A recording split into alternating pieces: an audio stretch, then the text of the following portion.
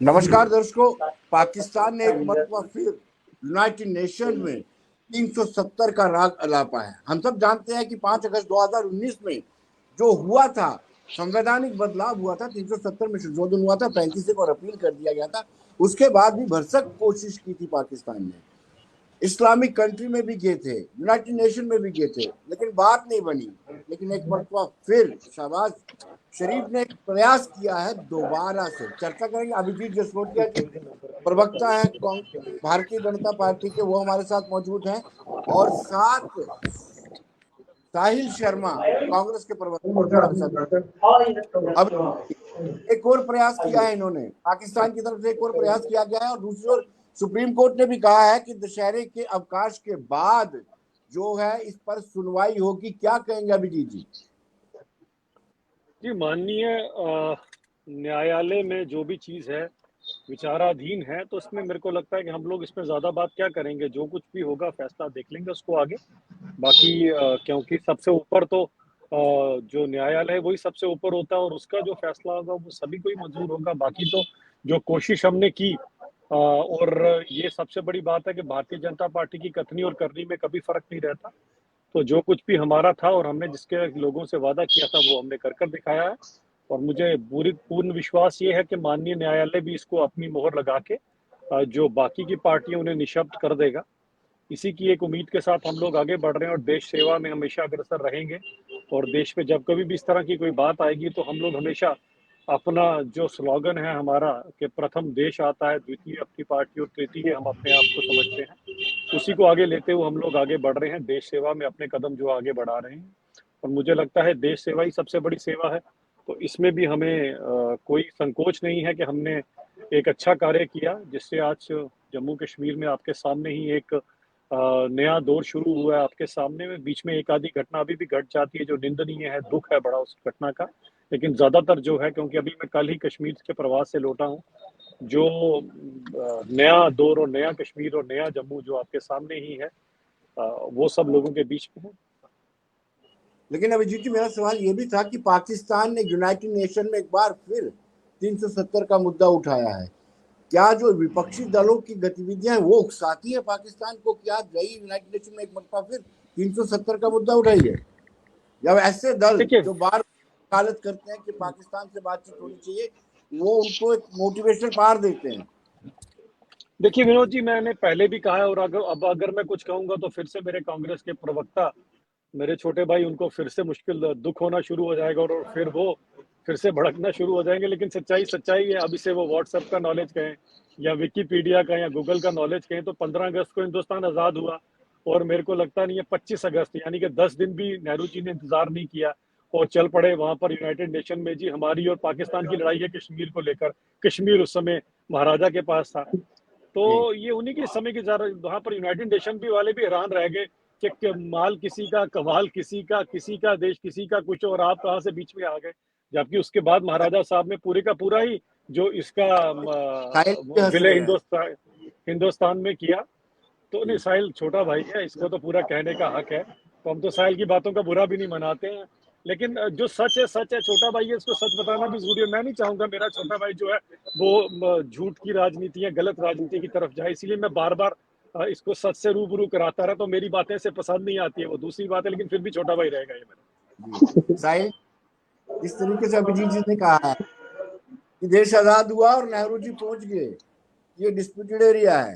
जी जी विनोद जी, मैं उस पर तो मैं उस पर बाद में आऊंगा, लेकिन जो आपका आज का मुद्दा है 370 को लेकर, तो एक बात तो ठीक कही हमारे बड़े भाई ने कि जो धारा 370 का जो इशू है वो सुप्रीम कोर्ट में है, विचाराधीन है, और सुप्रीम कोर्ट ही अब इस पे जो है वो अपनी रूलिंग देगा, जो तकरीबन सभी को जो है वो मंजूर होगा। लेकिन जहां तक आपने बात की पाकिस्तान की बात की, तो पाकिस्तान के साथ तो हमारे प्रधानमंत्री जी का बड़ा अच्छी जो है आज उनकी अच्छी ट्यूनिंग है, बड़ी दोस्ती है। बिना बुलाए ही वह केक काटने के लिए, बिरयानी खाने के लिए जो है वो पाकिस्तान चले जाते हैं। देखिए, पाकिस्तान जो है वो एक बड़ा बेवकूफ देश है। देखिए, आप जहां तक आपने यूएन की बात की विनोद जी, हमारे बड़े भाई ने तो गिना दिया अभी कि पंडित जी जो थे, पंडित नेहरू जी थे, वो यूएन चले गए, लेकिन उसके बाद एक शिमला एग्रीमेंट समझौता भी हुआ था, जिस समझौते की बुनियाद ये थी कि जो भी हिंदुस्तान और पाकिस्तान के बीच में जो भी इश्यूज होंगे, वो जो भी बायलैटरल टॉक्स होगी, वो बायलैटरल टॉक्स होगी, जो वो हम दोनों बैठ कर डिसाइड करेंगे। तीसरी किसी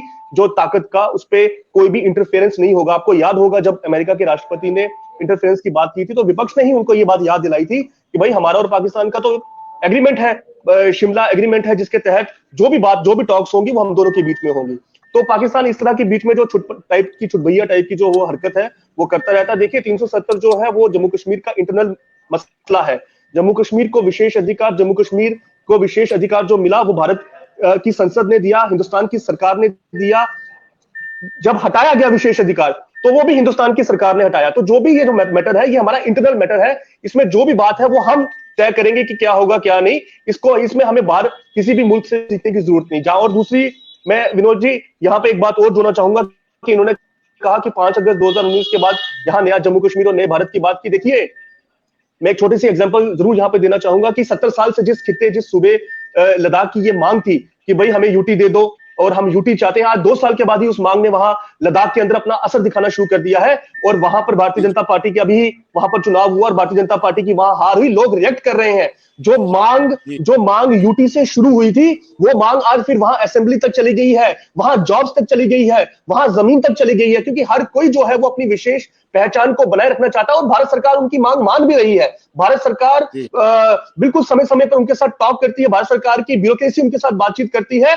तो आज जो वहां रिएक्शन आया है चुनाव के रूप में वो भी किसी से छुपा नहीं है। और मुझे पूरा विश्वास है जिस तरह से जम्मू कश्मीर के अंदर जो इन लोगों ने तबाही की है, जो जम्मू कश्मीर के विशेष अधिकार को छीना है, नॉर्थ ईस्ट के अंदर नागालैंड के अधिकारों के लिए तो ये खड़े हैं। जहां Bharatiya Janata party ruled governments है वहां पर ये इस तरह के कानून लाते हैं कि भैया यहाँ का जो लोकल रोजगार है वो जम्मू कश्मीर के जो वहीं के लोगों को मिलना चाहिए। लेकिन मुझे नहीं मालूम क्यों मेरे बड़े भाई बड़े जबरदस्त प्रवक्ता है, अच्छे प्रवक्ता है, अच्छी बात करते हैं, लेकिन मजबूरी है पीछे से जो लाइन आनी है उसको फॉलो करना है। ये भी जानते हैं कि जम्मू कश्मीर के साथ जम्मू कश्मीर की तबाही हो रही है। लेकिन 2-3 साल पहले तक इनका व्यू पॉइंट कुछ और था, लेकिन आज इनका view point Bharatiya Janata party के अंदर आने के बाद चेंज हो गया है। हमें इसका दुख है, लेकिन सच्चाई आज जम्मू कश्मीर के हर बाशिंदे के मुंह पर है कि जम्मू कश्मीर के जो विशेष अधिकार है उनको सिक्योर करना बहुत जरूरी है। और उसकी जो एक लड़ाई है वो कोर्ट के माध्यम से भी चल रही है और हमें पूरा विश्वास है कि कोर्ट जो है वो जम्मू कश्मीर के पक्ष में ही फैसला सुनाएगा। अभिजीत जी से पूछेंगे। अभिजीत जी, उन्होंने कहा कि बिना बुलाए प्रधानमंत्री पाकिस्तान चले जाते हैं। पाक प्रेम तो भारतीय जनता पार्टी को भी है। देखिए ऐसा है कि मुझे लगता है तेज तेज बोलने से आप किसी भी सच को झूठ और झूठ को सच नहीं बना सकते। मैं तो चाहता हूँ ये सहज रूप से जरा प्यार से बात करें तो इनको भी समझ आएगा। ज्यादा तेज बोलने से दर्शक भी नहीं समझ पाएंगे और आपका झूठ अपने आप को आप समझाने के लिए अच्छा हो सकता है, आपका खुद का ब्रेन तो उसे समझ सकता है, लेकिन लोग कैसे समझेंगे तेज तेज बोलने से। सबसे बड़ी बात क्या आती है, पाक प्रेम लोग बड़े अच्छे हैं। अरे यार यही तो दिक्कत है साहब भाई, आप बीच में बोलते हो ना फिर मजा नहीं आता। कम से कम उम्र का लिहाज रखो, आपसे बड़े हैं, आपको पूरा मौका दे रहे हैं बोलने का, आप हमें भी बोलने दो। तो आपको पता है साथ साथ में मुझे कुछ और कार्य भी करना पड़ रहा है। तो बात ये है कि सबसे बड़ी बात ये आती है कि देखिए पाक प्रेम किसका होगा। सलमान खुर्शीद आपके सामने ही गुहार लगाते हैं पाकिस्तान के आगे के हमें बचा लीजिए हमें। अब बताएं किससे बचाने की बात कर रहे थे हम आपसे? हमारे हिंदुस्तान से ज्यादा आपका नाम पाकिस्तान की असेंबली में लिया जाता है। तो मुझे लगता है कि पाकिस्तान का प्रेम सबको सर्वव्यापी पता है कि क्या कारण है क्या नहीं है। और 47 के बाद की गलतियां भी आपको पता है कि जब हमारे हिंदुस्तान की आर्मी ने पाकिस्तान से सारे का सारा एरिया ले लिया था तो आपने प्लेटर में परोस कर उनको वापस कर दिया था। उसी कारण यहाँ पर लोग रेफ्यूजी बनो। आप तो कहते हो आप भी रेफ्यूजी रहे हो, तो आपके कारण ही यहाँ पर लोगों ने इतनी उत्पीड़ना सही, इतना कुछ सहा। अगर आपने उस समय वो गलती ना की होती तो आज ये सब कुछ नहीं होता। रही बात अगर आप बात कर रहे हैं लद्दाख की, तो लद्दाख के अंदर जो चीज है, लद्दाख के लोगों की डिमांड थी, ड्यूटी की डिमांड आज की नहीं थी, आपके समय की थी। और आपने कितने साल उन लोगों को बेवकूफ बनाया, कितने साल उन लोगों से वोट लेकर अपनी जेब में डालते रहे। जैसे यहाँ पर आप लोग वेस्ट पाक रेफ्यूजीज और बाकियों से वोट लेकर अपनी जेब में डालते रहे, उनको उनके हक कभी नहीं देखे। यार ये तो आपकी फितरत है कि आप लोगों से जो है वोट लेकर उसके बाद आप उनको भूल जाते हैं। इसी तरह से GAD का 1164 नंबर ऑर्डर, वो भी आपको पता है, वो भी तभी भी आप लोगों से वोट लेते थे और आर्टिकल 330 से लेकर 337 तक है, इसको भी स्टडी कर लीजिएगा। मेरा छोटा भाई है, मैं इसको एजुकेट करता रहता हूँ टाइम टू टाइम।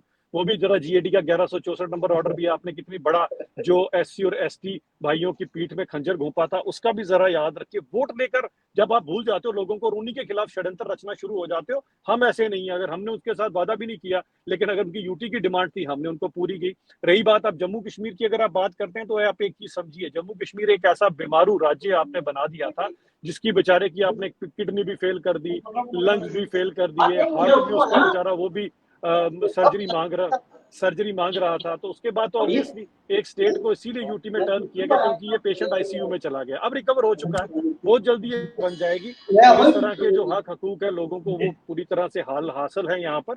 और मुझे लगता है कई तरह के राइट टू एजुकेशन से शुरू हो जाओ, हर तरह के जो हिंदुस्तान का संविधान हमारे जम्मू कश्मीर के लोगों को हक देता था, वो सब हमको नहीं मिलते थे, जो अब उस ऐतिहासिक दिन के बाद मिल रहे हैं। रही बात कानूनी प्रावधान है, बिल्कुल सही बात है, कोर्ट के अंदर ये सब चीजें हैं। कोर्ट के अंदर जब विचाराधीन चीजें होती हैं उस पर ज्यादा बात करना ठीक भी नहीं लगता। लेकिन इसके अंदर एक चीज और समझनी चाहिए थी, जिस तरह से इसको लगाया गया था वो किसी भी तरह से संवैधानिक कोई तरीका नहीं था। अपनी मर्जी से जो किया आपने, प्रेसिडेंट से जबरदस्ती नेहरू जी ने साइन करवाए और यहाँ पर लोगों के ऊपर नाफिज कर दिया। मुझे बताएं कहाँ पर आपने लोकसभा राज्यसभा कहाँ पर डिस्कस किया था? अब ये तो हिस्ट्री आप जानते हो, ये तो व्हाट्सएप का नॉलेज नहीं ना, ये तो गूगल में भी है और विकिपीडिया के अकॉर्डिंग भी आपको पता चल सकता है। अब राहुल पीडिया क्या बोलता है मैं उसके बारे में नहीं कहूंगा, क्योंकि राहुल पीडिया की मेजरमेंट फिर लीटर में, किलोमीटर में, सेंटीमीटर में चले जाएगी। लेकिन इसीलिए विकिपीडिया के अकॉर्डिंग भी अगर आपको मैं बताऊं तो उस समय बिना किसी से पूछे हुए, बिना हिंदुस्तान के लोगों से परामर्श किए हुए आपने 370 हम पे नाफिज किया था। हाँ, लेकिन 5 अगस्त 2019 के उस ऐतिहासिक दिन में लोकसभा राज्यसभा यानी कि 138 करोड़ लोगों की स्टैंप लगाकर इस काम को किया गया है। अब अगर आप लोग इसको न्यायालय में लेकर अगर आप न्याय की भी इसमें मोहर लगाना चाहते हैं तो आप बड़ी जल्दी देखिएगा, कानून भी वही बोलता है जो 138 करोड़ लोगों की दिल से जो चीज की मांग होती है। रही बात, जहां तक रही बात आपकी कांग्रेस की, आज आप कंफ्यूज हो चुकी हैं। आप समझिए जरा, आपने जिस हिसाब का आप शुरू किया हुआ करना, हर एक देश के अंदर जब आप अलग नजर आते हो हर एक चीज से, तब पाकिस्तान की हिम्मत बनती है। आज पाकिस्तान की असेंबली में आपकी पार्टी का इतना हिंदुस्तान में नाम नहीं लिया जाता जितना पाकिस्तान में लिया जाता है। उसका कारण क्या है? क्योंकि पाकिस्तान को पता है हमारा एजेंडा पूरा करने के लिए वहां कांग्रेस बैठी है, हमें क्या जरूरत है अपना एजेंडा पूरा करवाने के लिए।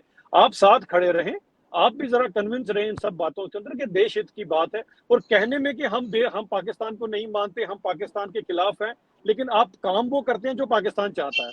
तो इनडायरेक्टली सपोर्ट करना किसी की, ये तो भली भांति कोई कांग्रेस से सीखे। साहिल जी से सुन लेते हैं। साहिल जी, मणिशंकर अय्यर जैसे लोग जब जाते हैं पाकिस्तान में हेल्प मांगते हैं, कांग्रेस के लोग जब सर्जिकल स्ट्राइक को लेकर के सबूत मांगते हैं, एयर स्ट्राइक को लेकर के सबूत मांगते हैं, तो पड़ोसी मुल्क के हौसले वैसे ही बढ़ जाते हैं। विनोद जी, इन्होंने मणिशंकर अय्यर साहब की बात की, लेकिन लालकृष्ण आडवाणी अपने भारतीय जनता पार्टी के पूर्व अध्यक्ष को भूल गए, जो पाकिस्तान में मोहम्मद अली जिन्ना की मजार पर जाकर उसको सबसे बड़ा सेक्युलर घोषित करके आ गया था। तो इन लोगों की कथनी और इन लोगों की करनी में बड़ा जमीन आसमान का जो है वो फर्क है। और पाकिस्तान के साथ इनका जो प्रेम है वो कुछ छुपी हुई बात थोड़ी है विनोद जी।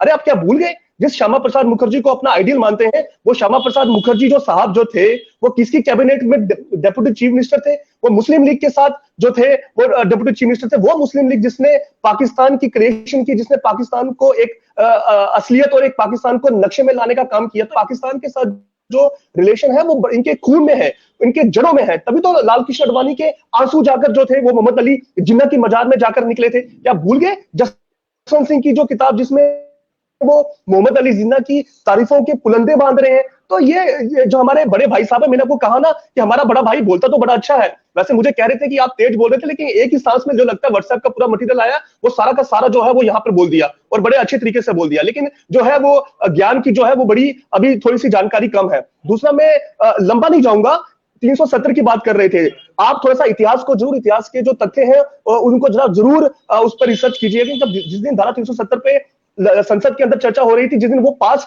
हो रहा था कानून, उस दिन तो पंडित नेहरू जो थे वो संसद में नहीं थे। आपके ही श्यामा प्रसाद मुखर्जी जो थे वो झंडा बरदार थे जिस दिन धारा 370 को लेकर यहाँ पर भारत की संसद में फैसला किया जा रहा था। इसलिए इनका बड़ा जबरदस्त एक सिद्धांत है कि गुमराह करना है, किस तरह से इतिहास के तथ्यों के साथ छेड़छाड़ करनी है। और विनोद जी, आपके शो में जो बात है बड़ी एक ही सांस में कह देनी है। इन्होंने कहा, मैं अब आता हूं जम्मू कश्मीर के लेकर, मैं पीछे नहीं जाऊंगा क्योंकि पीछे बड़ा काला इतिहास है। अगर आप इनके इतिहास में जाओगे तो जब पूरा देश भारत छोड़ो आंदोलन की लड़ाई लड़ रहा था तो श्यामा प्रसाद मुखर्जी साहब, सावरकर साहब, ये जो थे, ये हिंदुस्तान के जो युवा थे उनको इस बात के लिए कन्विंस कर रहे थे कि भैया ये कांग्रेस के साथ देश की आजादी की लड़ाई मत लड़ो, जाके अंग्रेजों की फौज में भर्ती हो जाओ। तो इनका इसीलिए पाकिस्तान के साथ जो प्रेम है वो समय समय पर जो है वो बाहर आता रहता है। मैं जम्मू कश्मीर की बात करूंगा, इन्होंने कहा बीमारू राज्य कश्मीर। 5 अगस्त 2019 से पहले जम्मू कश्मीर की क्या पोजीशन थी और आज क्या पोजीशन है, वो इनके ही नेताओं के बयानों से जो है वो बाहर आ जाता है। आज जम्मू कश्मीर को लेकर इन्हीं की पार्टी के एक्स एमएलसी साहब, जो पार्टी के जो बाकी लोग, वो कहते हैं कि जम्मू कश्मीर भ्रष्टाचार का अड्डा बना हुआ है, जम्मू कश्मीर में भ्रष्टाचार इतना है और लूट का सारा पैसा जाता है कहीं आगे पीछे, दिल्ली में कहीं जाता है। और उसके बाद जो आप इनके बाकी नेताओं के बयान देखिए, 70 साल में पहली बार ऐसा हो रहा है कि भारतीय जनता का पार्टी का डिप्टी सीएम, जिसे एक नोटिस जाता है और वो कहता है कि भाई जो आर्मी है वो जम्मू कश्मीर के लोगों को हरास करती है। मैं ये कहना चाहता हूं कि 5 अगस्त 2019 के बाद कोई ऐसा दिन नहीं जिस दिन इन लोगों ने इस जम्मू कश्मीर को लूटने का काम ना किया हो। 5 लोगों की टीम बनती है। मेरा बड़ा भाई बड़ा तेज तरार, बड़ा जबरदस्त प्रवक्ता है। मैं तो दुआ करूंगा वैसे थोड़ा सा अगर व्हाट्सएप पे अपना फोकस थोड़ा सा कम रखे तो ये संबित पात्रा को भी जो है वो नेशनल लेवल पे टक्कर दे सकता है। इतना हम जानते हैं हमारे बड़े भाई के अंदर काबिलियत है। मैं इनसे जरा ये पूछना चाहता हूं कि हिमगिरी इंफ्रास्ट्रक्चर लिमिटेड नाम की चिड़िया क्या है? अब जब मैं ज्यादा उस पर जाता हूं तो फिर मेरा भाई कहता है कि छोटा भाई मुझसे लड़ता है। ऐसे लड़ने की कोई बात नहीं है। मैं तो तर्कों के साथ अपनी इश्यूज पब्लिक डोमेन में है, मैं उसकी बात करता हूं। किस तरह करोड़ों रुपए बैंकों से उठा के कौन से पावर प्रोजेक्ट हिमाचल के नाम पे और पैसा सारा का सारा डकार गए हैं। अरे जम्मू कश्मीर को तुमने लूटने का काम किया है। 5 अगस्त 2019 के बाद जम्मू कश्मीर लूट का अड्डा बना हुआ है। जम्मू कश्मीर कल भी तुम्हारे लिए राजनीति का एक केंद्र था, जम्मू कश्मीर आज भी आप लोगों के लिए एक राजनीति का केंद्र है, जिसका देखिए किस तरह से कश्मीरी पंडितों के नाम पे रोया करते थे। और परसों ही उन कश्मीरी पंडितों को जो अपनी सुरक्षा की गुहार लगा रहे हैं, जो अपनी विनोद जी, मेरी बात तो विनोद जी, मुझे प्लीज आप थोड़ा टाइम तो दे दें अपनी बात को पूरा करने का। मैं ये कह रहा हूं कि कल तक जिन, हेलो, आप क्या कह रहे हैं? क्या मुझे सुन पा रहे हो? हेलो विनोद जी, सुन पा रहे हैं मुझे?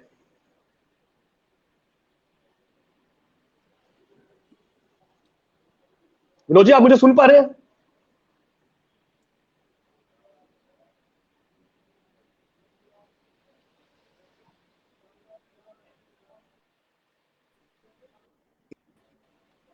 अभिजीत जी, जी जी जी, हाँ सुन पा रहे हो? उन्होंने कहा कि मुझे आप तथ्यों को, ऐतिहासिक तथ्यों को तोड़ मरोड़ के पेश कर रहे हैं। साइड बात चले अब कर लेंगे। चले अब मैं इनको जवाब दे देता हूँ। मैंने तो उनकी पूरी बातें सुन ली और मेरे को लगता है लोगों ने भी सुन ली। नहीं, अब मैं शुरुआत करता हूँ, नहीं शुरुआत कर लेता हूँ। कितना बोलेंगे आप? 10 मिनट से 10 मिनट से तो बोल ही रहे हैं ना। अब जवाब मेरी बात पूरी नहीं हुई, मेरी बात पूरी नहीं हुई। नहीं, बात करने के लिए पूरा दिन थोड़ी ना लगाओगे। सारा दिन नहीं विनोद जी, मेरी बात, आपने 3-4 सवाल किया, उनका मेरी बात पूरी नहीं हुई है। कर लीजिएगा, करते रहिएगा सवाल सारा दिन। आपके पास सवाल पे सवाल और फिर आपको जवाब पे जवाब, फिर तारीख पे तारीख, सभी दोल बने हुए। सुन लीजिए, सुन लीजिए आराम से, सुन लीजिए। पहले आपने ये जो 3-4 आपने किया उसकी बात, मैं अपनी बात पूरी कर लूं ना। अब आपने अपनी बात कर ली तो मुझे अपनी बात साहिल जी, आपकी आवाज नहीं आ रही। साहिल जी, झूठ चलाते रहेंगे तो क्या आपकी बातों को, क्या आपकी बातों का कोई जवाब नहीं देगा? आप इस तरह से झूठ चलाते रहोगे तो आपके झूठ का जवाब नहीं देंगे। हम लोग आपके झूठ को एक्सपोज करने के लिए बैठे हुए हैं। आप ये थोड़ी कि जो भी आओगे वो भी मुंह में जो भी झूठा होगा। सुन लीजिए, अरे सुन लीजिए आराम से, सुन लीजिए। इतना गुस्सा करने से क्या होगा बताएं जरा? इतना गुस्सा करने से क्या होगा? ठंडा पानी पीजिए, आराम से कूल होकर सुनिए। बड़ा मजा आएगा आपको सुनने में, और सही में मजा आएगा। और आपका व्हाट्सएप और विकिपीडिया दोनों का ज्ञान देकर आपको मैं इतना प्रॉमिस करता हूँ कि राहुल गांधी से ज्यादा ज्ञान हो जाएगा आपका मेरी बातें सुनने के बाद। तो सबसे पहली बात आती है कि ये जो बात कर रहे हैं, तो इनको ये पता होना चाहिए कि इनकी खुद की पार्टी की जो सो कॉल्ड सबसे बड़ी लीडर हैं और इनके युवराज दोनों नेशनल हेराल्ड केस में जमानत पाकर, जमानत लेकर बेचारे आज बेल पे चल रहे हैं। बेल पे बेल और पेल। और जमानत लेना कौन सी बुरी बात है जनाब? अगर आपके ऊपर कोई केस होता है तो कोई आप उसमें जमानत लेते हो। यही तो आपकी दिक्कत है। जब आपको सच बताया जाता है तो आप तिल मिलाते हैं। जैसे वो छिपकली की पूंछ तिल मिलाती है, उसके पास छिपकली की पूंछ तिल मिलाती है, जब उसके पास कोयला रखा जाए वैसे तिल मिलाते हैं आप। मत तिल मिलाइए, सुन लीजिए। मैंने बड़े आराम से आपकी बात, हाँ बिल्कुल बिल्कुल सुनिए आप भी बड़े आराम से। उसके बाद रही बात, अगर आप श्यामा प्रसाद मुखर्जी की बात करेंगे, श्यामा प्रसाद जी मुखर्जी उस समय एक ही पार्टी थी और आप ही की पार्टी थी। समझ गए ना। उसके बाद भारतीय जनता पार्टी बनी है, तो आप भारतीय जनता पार्टी की बात भारतीय जनता पार्टी बनने के बाद कीजिए। उससे पीछे जो थे सभी के सभी कांग्रेस ने अपने खाते में डाल रखे थे। अब आपके अपने लोग ही अगर आपको उस समय अपोज कर रहे थे तो किसी कारण ही अपोज कर रहे होंगे। और रही बात अगर आप जिनकी नाम हमारे संघ के नेताओं की लेते हैं, हमारे नेताओं के, तो आप, मैं क्या कहूं उसके अंदर वर्ड के, आप किसी भी उसके सामने खड़े नहीं हो सकते। जिस पार्टी ने सबसे पहले ही डेमोक्रेसी का गला दबा दिया कि आप में 13 में से 12 वोट जो है उस समय सरदार वल्लभ भाई पटेल ले गए और 1 वोट आपके नेहरू जी को मिला, वो फिर भी प्रधानमंत्री बन गए हिंदुस्तान के। आपकी पार्टी कितनी बढ़िया है, वो बड़ी बड़ी बुरी। और इतनी बढ़िया होती तो इतने साल राज करने के बाद 3 डिजिट से 2 डिजिट, और 2024 में आप भी यही होंगे साहिल जी, शून्य आर्यभट्ट को सलामी देगी आपकी पार्टी।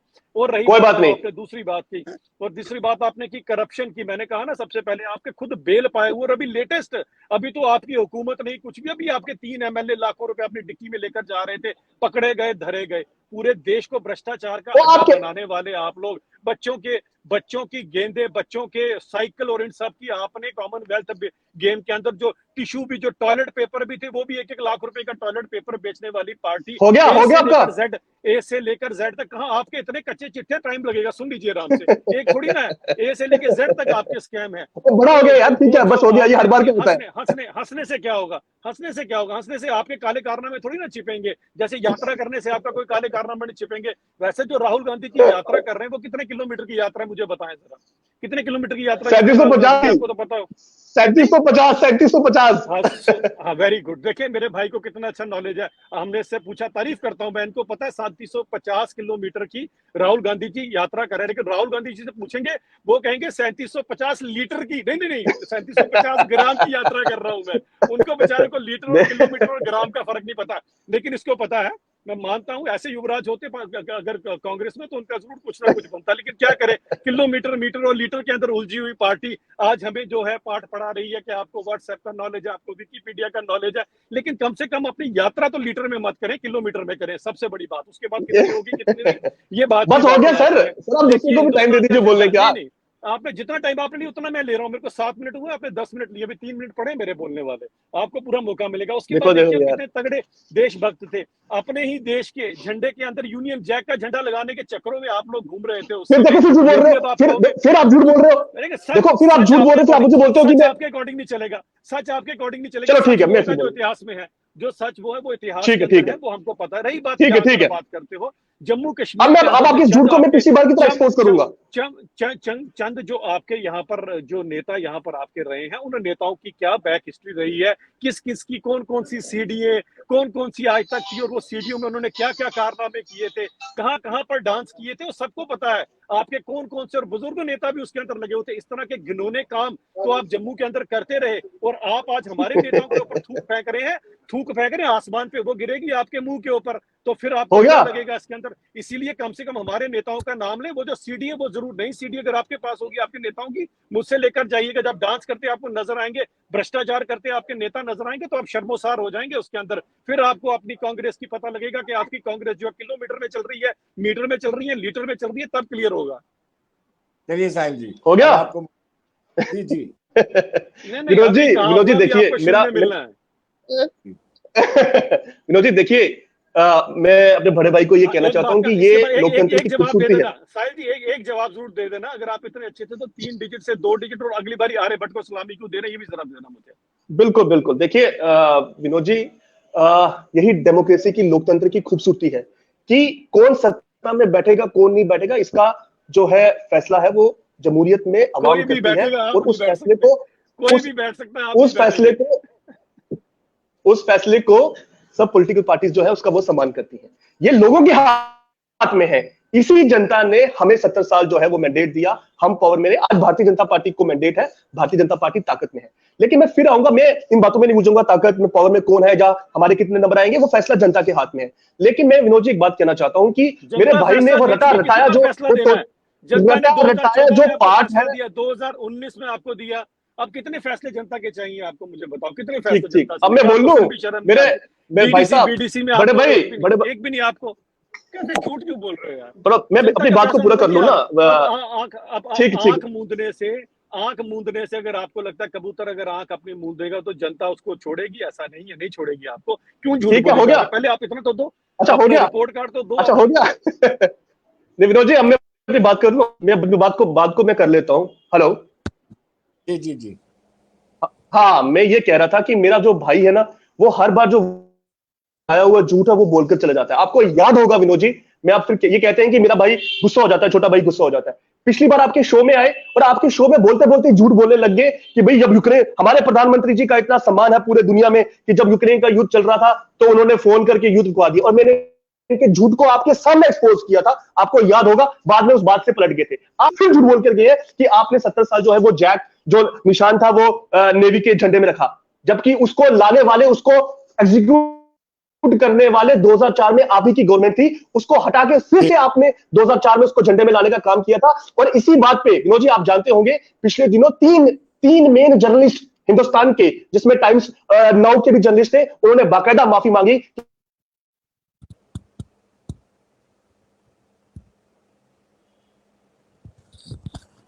जी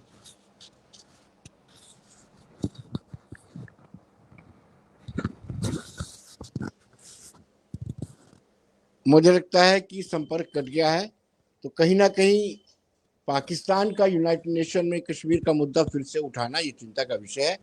और सत्ता पक्ष कुछ और कहते हैं, विपक्ष कुछ और कहते हैं। धन्यवाद।